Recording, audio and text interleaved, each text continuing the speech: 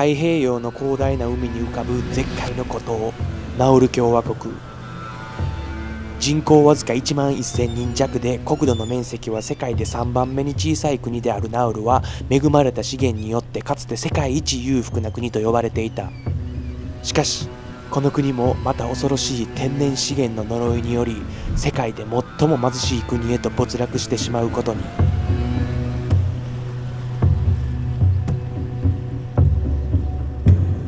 世界で最も孤立した島国ナウル共和国には、かつてミクロネシア人とポリネシア人が自給自足の生活をし、緑美しい大地に覆われ、風に揺れるヤシの木が生い茂り、白い砂浜に囲まれた自然豊かな場所だった。しかし1789年にイギリスの船によって孤立した島が発見され、イギリスの地質学者たちによってこの地には高品位の輪鉱石が膨大に眠っていることが発見された。輪鉱石は数百キロメートルにわたって唯一の陸地である自然豊かな孤島に急速に往来してくる海鳥たちの糞が何千年もかけて蓄積し化石化したもので、当時輪鉱石は金と同等の価値を持ち、農作物の肥料として使用されていた貴重な資源だった。この貴重な資源はヨーロッパの列強国による採掘権の奪い合いに発展し、一度はドイツに売却されるも、第一次世界大戦のドイツ敗戦を経て、オーストラリア、ニュージーランド、英国による委任統治領になった。1907年に採掘が本格的に始まって以降、ナウルは搾取され続け、毎年数十万トンもの輪鉱石が主にオーストラリアやニュージーランドの農家へ格安で販売された。ある歴史家は、この輪鉱石がなければオーストラリアとニュージーランドの工業農業システムは確立できなかった。さらに言えば、この小さな島の資源がなければオーストラリアとニュージーランドの農業は成り立たなかったのかもしれないと話すほど、植民地の発展を目指すイギリスにとっては貴重な資源だった。そして第二次世界大戦中には輪鉱石の確保と太平洋戦争の戦略拠点として約3年間日本軍がナウルを占領するも、輪鉱石の採掘はうまく再開できず日本が降伏。その後ナウルは再びオーストラリアに返還され、再び鉱石の採掘が続けられた。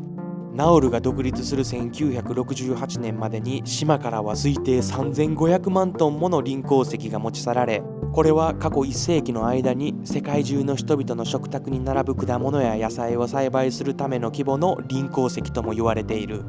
そして独立後、今まで列強に搾取され続けたナウルが輪鉱石の支配権を握ると、ナウルは急速に富を築き、1人当たりの GDP は世界第2位を誇るほどに、当時のアメリカの約4倍という驚異的な成果を出した。そして国民は仕事を辞め、税金もなく夢のような裕福な生活が始まった。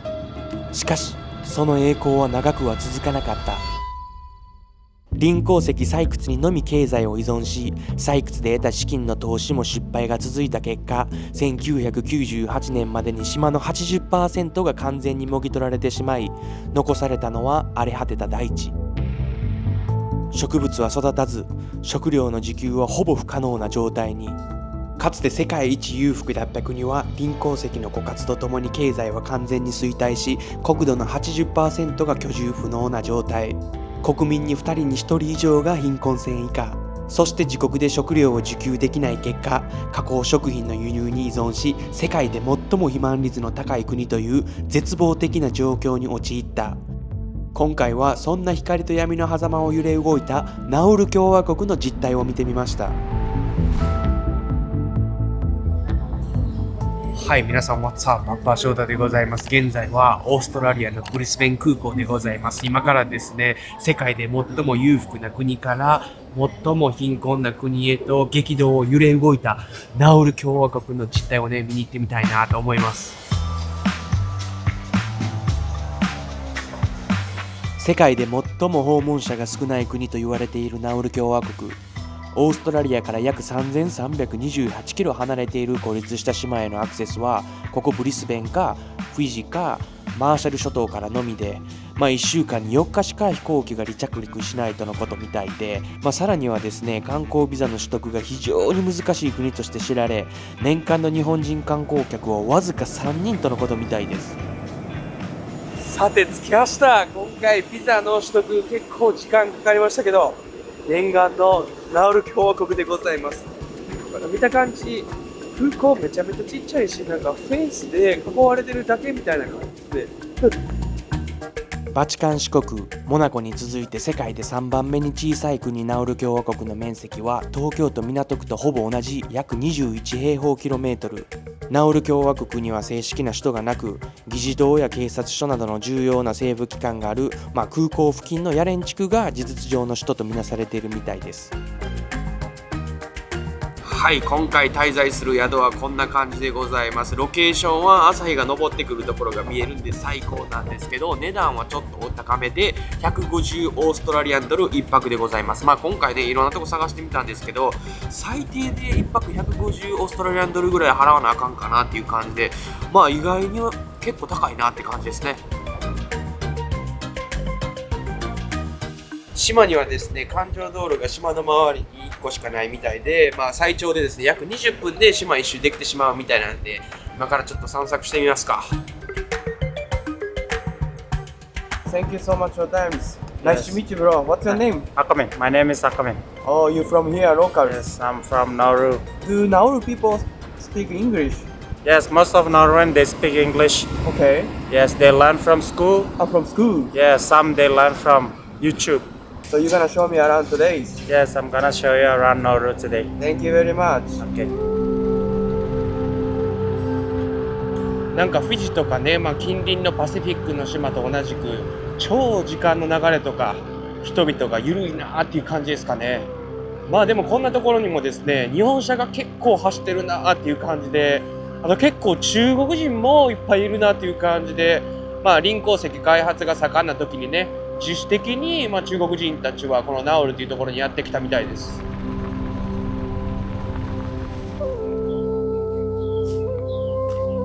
ここがですね、第二次世界大戦中に日本が作った独ボートのことみたいで、ナウルの島には現在もね、至る所に当時のものが残ってる感じです。第二次世界大戦前はね、臨港石がたくさん取れることでオーストラリアが実質的に統治し、オーストラリア人を主に現地のナウル人、イギリス人、ニュージーランド人、当時ね、自発的に鉱石発掘のために来てた中国人がね、住んでたみたいなんですけど、日本が島を侵略してからは強制労働、トラック諸島への強制移住、その多くがね、栄養失調や病気で死亡したとされているみたいで、日本が降伏するまで悲惨な状況だったと。見てください。もしここに閉じ込められたとなったら超怖いですよ。めっちゃくちゃ分厚い、壁で、その前には鉄板のねドアがあって、めっちゃ暗いし、ここで何人もの方が亡くなったんか。一昔の前の人たちの話によるとですね、日本のために働きたくない敵対する人たちをこの独房の中に閉じ込めてですね、で屋根から、ガソリンを入れて燃やしてたそうです。当時世界各地でね、残酷なことが起こってたのは確かで、ナウルでの状況は自分がね実際にいたわけではないので詳細はね未知ですが、たくさんの方がねここで亡くなったのは確か。What local people think about Japanese people? Not very sure. It's a long time ago. Mm-hmm. The question maybe should ask to like the older people, Right. and maybe they'll have an honest opinion. But for me, personally, I don't have anything against the Japanese. So, Especially new generations. especially new generations. I see. Yes. So, I'm from Japan, so it's a pass, but I like to apologize. I'm Yeah. sorry, bro. no worries.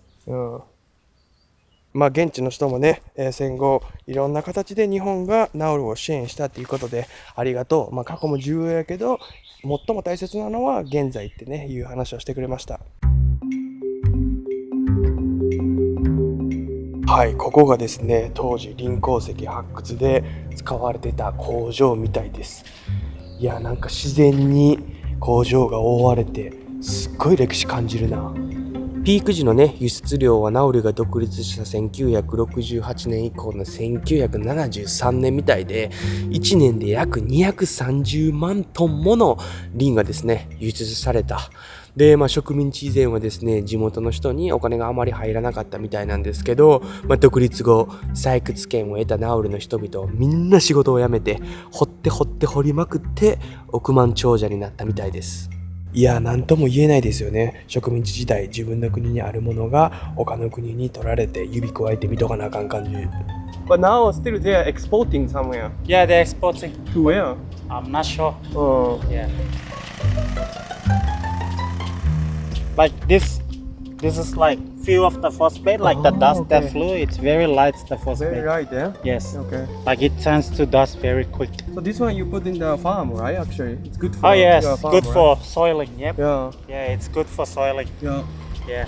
So all those two, Yeah. those dust, Yeah. they're also phosphate, so they just fly and But land if you someone. press that, what happens? It's very dangerous. Yeah, it's very dangerous. Oh, yeah? Yes.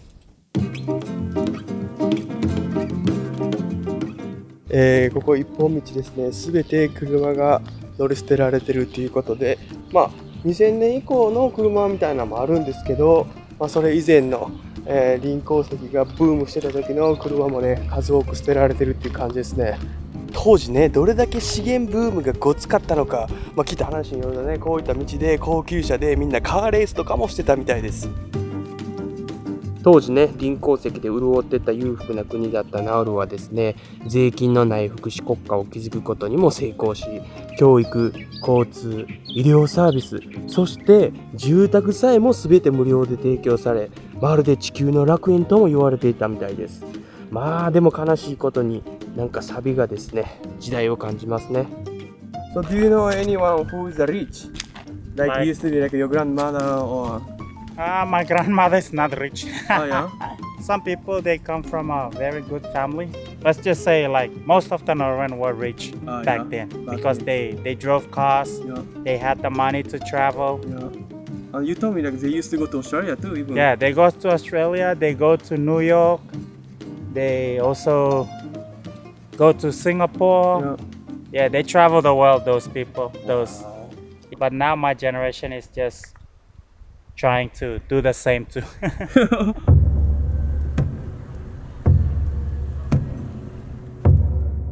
人々が持つお金という欲望のもと、島の中心部に広く分布していた臨鉱石を過剰にもぎ取ったおかげで国民は裕福になる一方、かつて植物に覆われた豊かな島だった大地は枯れ果て、現在は島の 80% が何も使えない状態。人口約1万人が居住できるスペースはわずか約4平方キロメートルの沿岸地域のみになってしまった。見てください、皆さん。臨鉱石のですね、残骸がこんな感じですね。島の中心から沿岸部にかけてですね、彫刻のようにそびえ立つ土地になってるって感じです。How they, pick the phosphate? They dig. They dig it. Yeah, they dig it. So that's why you see deep holes between the rocks. Oh, That's where they get the So phosphate. used from. to be it's like kind of very flat. Yeah, And so they dig it. yeah. Okay. こんな土地なんでね、栄養分のある土壌じゃないから微生物も、昆虫も減少し、土壌生態系がね崩壊して野菜も育てられない、住宅も建てるのにも不可能、悲惨やで。いや、これ平らにせなあかんのやばいぞ。ほんまにできるんか。何年かかんねん。これも人間の力ですよ。まさに何かを得たら何かを失うナチュラルな法則。やばいな。How do you feel about when you see this land? To be honest, it's very sad. Yeah, It's very, very sad to look at it. I have to do a lot of recovering from this. It's like maybe in 100 years time. 100 years Yeah, times. for the future. Yeah. I think it could be done for some of our maybe great children. ナウルの死んだ大地は土地だけではなく様々な場所に影響を与えた。一部の記事によると、森林伐採と鉱山開発の影響で年間平均気温が上昇。そしてナウルは国土の標高が低いため、森林喪失による降水パターンの変化の影響で海面も上昇し、特に住宅やインフラが集中する沿岸部では浸食や洪水の脅威が高まっているみたいです。そして面積が小さいナウルにはそもそも川や湖などの自然の淡水供給源がほとんどないのにもかかわらず、臨鉱石採掘や不十分な廃棄物管理によって地下水が汚染され、飲料水として使用できない状態にあり、国は海水を淡水化プラントで処理することで1日200万リットル以上の飲料水を生産しているみたいなんですが、これだけでは賄いきれず、ナウルは飲料水すらも外国から輸入しており、安全な飲料水確保の危機にさらされているとのことです。ここがですね、林開発時に、島からですね、船へ運ばれるときに使われてたものみたいです。So where we are in the factories, and they send us all the way to here, and they put in Yes. here in the ship. Yes, and the ship just park outside. Yeah, The crane turns out, right. and then just fill up the ship. Wow. ナウルは海岸から約200メートルの間にですね、綺麗なサンゴがあったみたいなんですけど、現在すべて死んで、岩で覆われていることから、大型船のね、停泊も不可能。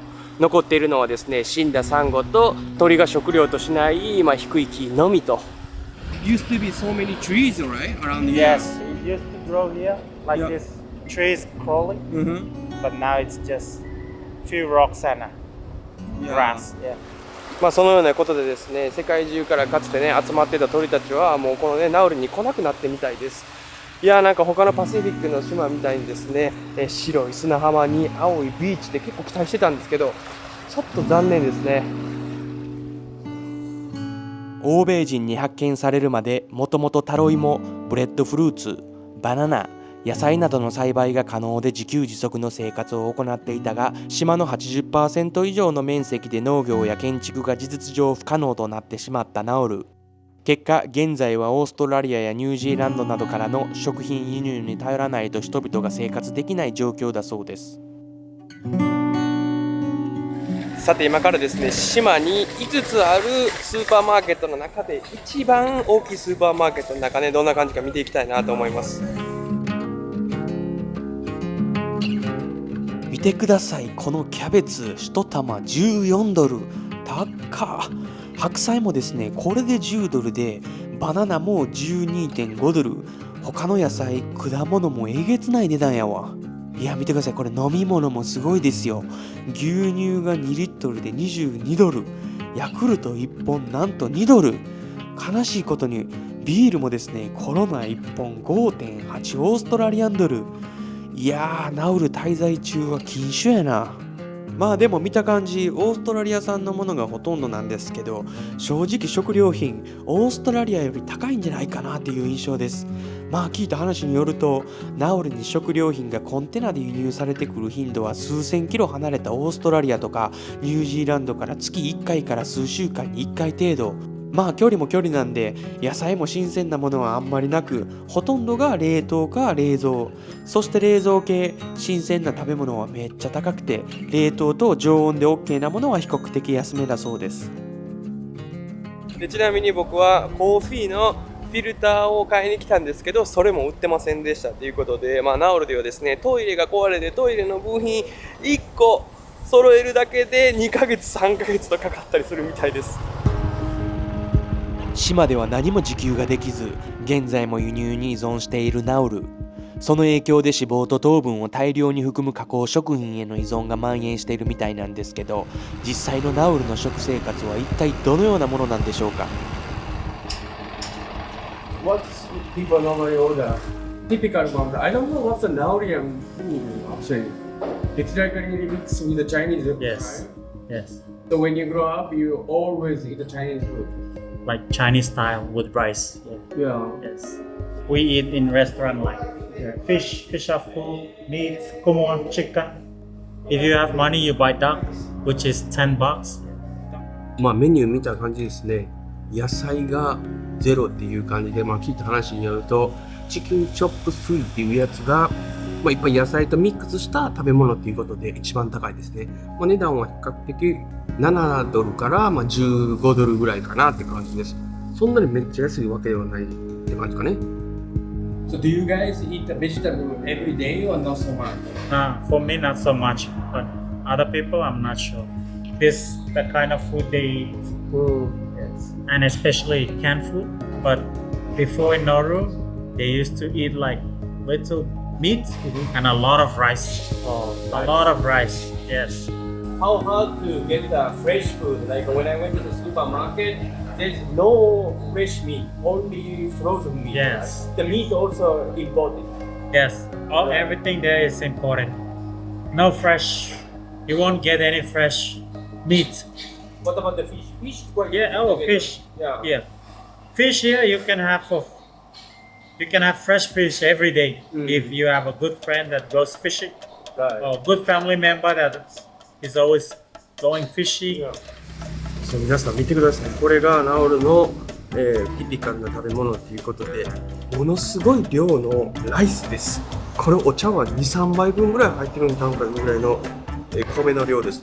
まあでも野菜も、来てます。まあかなりただ切って入れてるだけですけど、ちょっといただきます。This is a pork, right?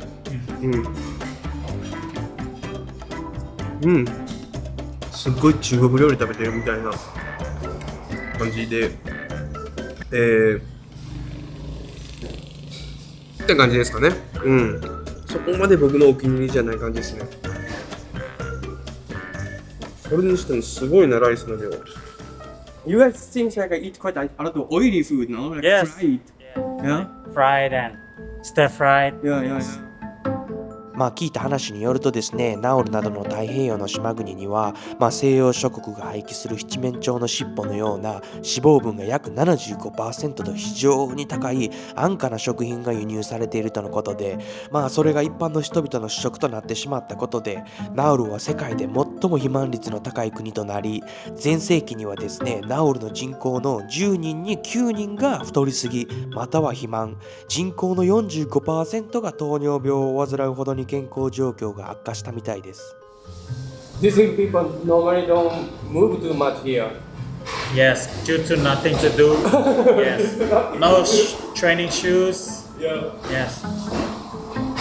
Just eat and sleep. Eat and sleep. なんかアメリカの真っから行った時と同じで、昔はね、裕福な人、肥満、それが全く逆で、逆に貧しい人とか、食に選択肢がない人ほど太りやすい肥満の国とか言われるんかね。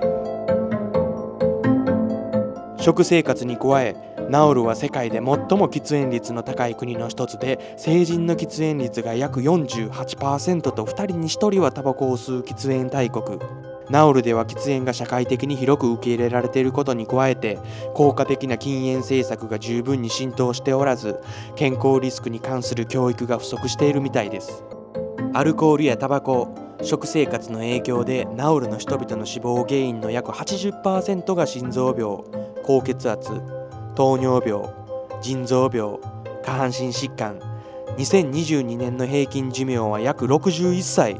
平均寿命ランキングは186位と世界で最も平均寿命の短い国の一つ。しかし近年、政府による健康に対する教育が国中で重要視されてきているとのことみたいです。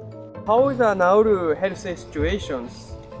With training and going to the gyms, it's quite okay. But still the vegetables and other stuff are still expensive.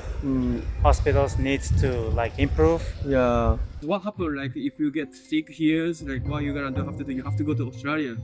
If you get really sick, That's gonna be so expensive. Right? yes, that's gonna be so expensive. But fever, diarrhea, those simple stuff. Some we have local medicine for it. Yeah. Some go to hospital for medicines. So better eat healthy. Don't go to the Australia. Yes, better you buy the expensive vegetable to stay healthy than to pay for Australia. 個人的な印象はですね、ナウルにはすごいゆっくりな時間が流れてて、人々はね、ゆるりとした生活して、基本ね、座ってることが多いかなっていう印象なんですけど、聞いた話によると、最近人々の健康意識が高まってですね、島にはいくつもの無料のジムとかもあるみたいです。かつて世界有数の裕福な国だったナウルだが、1970年代までに林鉱石がほぼ枯渇し、国家の収入源は失われ、苦悩の時代へと突入。1990年代、新たな財源を求めたナウルが最初に試みたのはパスポートの販売。外国人におよそ1万5000米ドルでパスポートを発行し、短期間で収入を得る仕組みだったが、2003年、テロ容疑者がナウルのパスポートを所持していたことが発覚し、国際的な非難を受けてこの制度は終了に追い込まれる。同時期、ナウルはタックスヘブンへの転換も試みた。しかしわずか$25,000でオフショア銀行のライセンスを取得でき、匿名での取引が可能となったため、マネーロータリングの温床と化した。実体のないペーパーバンクが約400も登録され、特にロシアのマフィアがこの仕組みを利用。1990年代には約700億ドルの資金がナウルの銀行に流入したとされている。そんな中、2001年のアメリカ同時多発テロ以降、ナウルは犯罪資金の隠れ家として国際的な監視対象となり、厳しい制裁が課せられた。そして2004年、このタックスヘイブンとしての試みも終焉を迎えた。ナウルのですね、公式通貨はオーストラリアドルっていうことで、こんな感じで2カ所銀行と ATM がこの島にはあるかなって感じです。過去のね、マネーロータリング防止の取り組みの結果、もともとあった主要な銀行は破綻、閉鎖、オフショア銀行ライセンスも取り消し、現在ですね、国内で営業しているのはオーストラリアの銀行一つだけ。しかもですね、2025年7月までにこのオーストラリアのね、銀行も撤退予定ということみたいで、その代わりにね、中国の銀行が後継候補としてね、協議されてるみたいです。ちなみに聞いた話によると、ナウルの ATM はすぐ現金空になったりもするみたいで、しかもクレジットカードも使えないところが多いみたいなんで、今回ですね、オーストラリアから現金持ってきたなっていう感じです。当時、資金難に苦しむナウルは事実上破産状態にあり、失業率は 90% にまで急上昇した。かつて無償だった教育や医療などの社会福祉制度は崩壊。そんな絶望の淵にあったナウルに2001年、お隣の大国オーストラリアがとある衝撃的な提案をする。それは財政支援と引き換えにオーストラリアが受け入れを拒む難民をナウルで一時的に預かるという、いわゆるパシフィックソリューション政策の始まりであった。不法入国者に悩むオーストラリアの政治的解決策に対し、破産寸前であったナウル政府はオーストラリアからの雇用と巨額の経済支援という重要な収入源を前に同意せざるを得なかった。一部の報告によると、ナウルは2001年から2006年の間に約1億2300万オーストラリアンドルの支援を受け取ったとされている。しかし、難民収容センターと聞こえがいい難民キャンプの実態は悲惨だったとの声が多い。灼熱の太陽の中、水不足、湿気によるカビまみれの劣悪な環境で女性への性的搾取や子供への心理的被害など深刻な人権問題が報告されたという。まるで難民ではなく囚人のようだったとの証言もあるらしく、絶望から自ら命を絶とうとする者も多く出たとされている。このようなことが重なって人道的な批判が増え、この難民キャンプは2024年に一旦なくなったとの報告もある中、現在もナウル国内に難民キャンプは存在しているとも言われているみたいです。さあ皆さん見てください。ここがですね、表上には出てない難民キャンプと呼ばれるとこみたいでですね、見てください。すごい警備とかがすごいなっていう感じで、島にはですね、2、3個こういうね、難民キャンプ的なところはあるみたいなんですけど、ここはですね、あんまり稼働してなさそうだなって感じですね。オーストラリアからね、どのように移民がここにね、送られてきたのは分からんけど、ボートなのか飛行機なのか、いやでも夢のオーストラリアやと思って行ったら、最終的にナウルに連れてこられるとか、めっちゃ怖くないですか？今回ね、ナウルのビザ取得がかなり難関だった理由の一つにですね、このような表には見せたくない世界があるからだと言われているみたいです。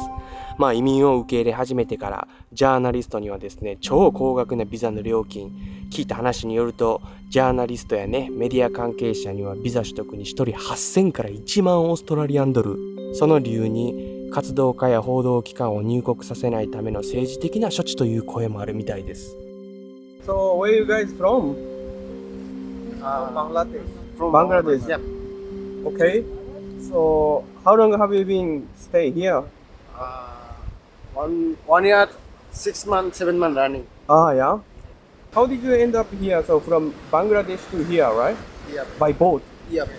Oh, so how is the life here? You like here? No, like we don't know. Before we came to Australia, we don't know that here Nauru Island have. You didn't know Yeah. there's Nauru. That time we came to Australia. That time they tell me only you are everybody can send the Nauru. We thinking Nauru Australia inside because Nauru Island separate. We don't know. Yeah. We know everybody know the Nauru Australia inside one city. the name. Oh, you okay. Yeah, that's why we are came to Nauru. After then understand. So how is the life here? It's quite difficult to live Very here. difficult. Before everybody are good. Now somebody have the painful, have the no good the body, no Okay. good the inside body inside and face and mind and depression. Everything no good. So how do you do the food? You buy the food or they give you? Yeah. Only give the money. After then we can go the shop, Yeah, okay. the buy and we cook. And how much you get paid? How much you get? No enough. Maybe give the 1 month $460. $460 and you have to survive. No, not enough. How is the condition in the camp? It's good or not? Have okay because sometimes not water, No waters, no water. Sometimes not gas. Sometimes not the power. no powers. Difficult that time because come inside have okay, but 3-4 the item problem. So why you don't go back to Bangladesh? We are life not safety. They have a problem in Bangladesh. Yeah. バングラデシュの人以外にもですね、インド、パキスタンの人がキャンプにね、滞在しているみたいで、彼らはですね、バングラデシュ付近からマレーシアを経由して、でインドネシアまたいでオーストラリアまでボートで約26日かけて来たみたいです。やばくないですか？彼らはですね、仕事もしたいんですけど、仕事をする許可ももらえないとのことみたいで、なんとか、申請を待ってるっていうことみたいです。長い人やったら5年とか10年もここナウルで待ってる人とかもいるみたいです。いつも光あるところには必ず影がある。世界各地、大国の裏に潜む小国の姿。経済的失敗を繰り返し、財源が乏しくなったナウルにとって新たな収入を得る手段が必要だった。そしてナウルは1980年に台湾と国交を結び、台湾を国家として承認する代わりに開発支援を受けた。しかし2002年にナウルは中国と国交を結び、台湾とは国交を断絶。これによりナウルは中国からおよそ1億3000万米ドルの援助を受け取ったと報じられている。Do you think Nauru is more like a mix with Australia or China? Right Which now, country more strongest? we're still influenced more with Australia. Australia, influenced by Australia. Yes, because we're still using their currency. Dollar, no? Yeah, their dollar, and we're still like getting easy access there, like getting job offers from Australia. Like I see. yeah, like visas. Yeah. What's the culture in Nauru? It's kind of diverse. Yeah, it's very diverse here yeah. now. Yeah, our language is like mixed with English language. Like when we speak, sometimes we mix it with English, sometimes we mix it with Chinese, and then the number is Australian, like English. Like it's very mixed. かつて世界第2位の1人当たりの GDP を誇ったナウル。しかし2012年にはナウルの貧困率は 68.5%、2024年にはおよそ4人に1人が貧困ライン以下で生活していると報告されているが、現在ナウルの人々はどのような生活をしているのか。島にはね、バーもないし、遊ぶところもないし、中心行けば臨港石の残骸のみ。一体島の人々は何してるんやろ？ What Nauru people do generally? Gym. Because there's no bar, right? Yes, there's no night bar. Only restaurant bars, but there's no night bar. I think there's only one, but it's at the hotel. So What they do? Sleep. sleep, internet, train, go to the gym. Right. Really nothing to do here. Maybe go swim, maybe barbecue with the family. So do you think people are satisfied their life or no? Most of them are not satisfied. They want more things to do. Okay. Yes, maybe 40% are happy, like because they're on an island, they relax, they chill. So 60% what they want? Like they want to go to another country? Maybe they want another country. They want to do some activities, like yeah. 土地不足の影響で一つの家に4家族が住むことも珍しくないというナウル。そんなナウルの家賃は一人暮らし向けのアパートで月額約46,800円。加えて生活費は一人暮らしの家賃抜きで月々約62,000円という調査結果があるそうです。そして現在、ナウルの人々の大半は行政や教育、運輸部門、医療、難民申請者の処理といった政府関係の仕事をしているとのことみたいで、収入より生活費や家賃の方が高額なナウルなんですが、現在に至っても政府が仕事を提供したり、定年や身体障害者などの人へお金がサポートされたり、また学校や医療も無料だそうです。こんな感じでですね、現在も臨港石の開発がですね、前世紀と比べては微々たるもんなんですけど、されてるみたいです。So normally, what kind of like a job Nauru people do now? Like here in Nauru, mainly they do this phosphate Okay. mining. I hear it's like people who work with the government. Yeah, they work for the government. Yes, run forces under government. So still rely on phosphate. Yes, Oh yeah. I think most of our income come from phosphate too. さまざまな要因が積み重なり、経済崩壊の道をたどったナウル。しかし現在、そんなナウル経済にも希望の光が差し込んでいる。近年、ナウル近海の海底5キロにコバルト、ニッケル、銅など電気自動車や電子機器の製造に必要な金属資源が約数十億個、価値にして約16兆ドル分も存在することが判明した。資源が枯渇したナウルは、この海底資源を新たな収入源とすべく、国が採掘企業のスポンサーになる必要があるという国際ルールに基づき、カナダ企業を支援すると発表した。だが近年、ナウルはこのカナダ企業のスポンサーから外れ、深海採掘について中国と交渉しているとの話もある。一方、この国際ルールを受け入れていないアメリカは独自に深海採掘を進める動きを見せており、カナダ企業などはアメリカのこの動きを利用して採掘を開始しようとしている。この一連の流れに対し、環境団体や科学者たちは、深海は地球最後の未開拓領域であり、手を出すのは早すぎるとして採掘に強い懸念を示しているそうです。しかし現在、世界の大国や大企業による資源獲得の足は止まらない状況。ナウルは膨大な富を再び手にする夢と環境破壊というリスクの狭間で重大な選択を迫られている。人類は資源を採掘して環境を破壊し、取り尽くしては次の資源を探すという現在のループをたどり、ナウルのような悲劇、もしくはそれ以上の悲劇を繰り返そうとしているのか、それとも今後人類の新たな発明により新たな道が生まれていくのか。一度は大失敗したナウルに差し込む希望が果たして光となるのか闇となるのか、その真相は現在のところは霧の中ですね。